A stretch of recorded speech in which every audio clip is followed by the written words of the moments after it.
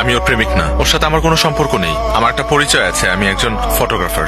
গত 3 দিন আগে ওর সাথে একটা ঘটনা ঘটেছে, খুব বাজে। সেটা হলো যে ও একজনকে ভালোবাসতো এবং সে ভালোবাসার মানুষের জন্য আসলে পালিয়ে গিয়েছে, কিন্তু দুর্ভাগ্যবশত ওর ভালোবাসার মানুষটি ওর সাথে অন্যায় করেছে, ওকে ছেড়ে চলে গেছে। আসেইনি, একা দাঁড়িয়েছিল সেই মানুষটির জন্য। এবং ওই সিচুয়েশনে গত 3 দিন ও আমি ওনাদের বাসায় ছিলাম। ওনার বাবা মা আমাকে নিজের মেয়ের মতো করে রেখেছিলেন। আমারও সময়টার মধ্যে ফুল সাপোর্ট দিয়েছিলেন ওনারা।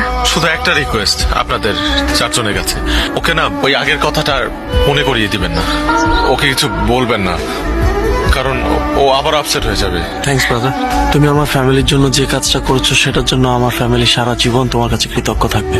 গত 3টা দিন আমাদের ফ্যামিলির উপর দিয়ে কি গেছে সেটা আমরা ছাড়া কেউ জানে না। তুমি না থাকলে জিনিসটা হয়তো আরো খারাপ হতে পারত। এটা তোমার বাসা মনে করবা, তুমি আজকে থেকে আমার পরিবারেরই একটা অংশ। যখন মন চাইবে চলে আসবা।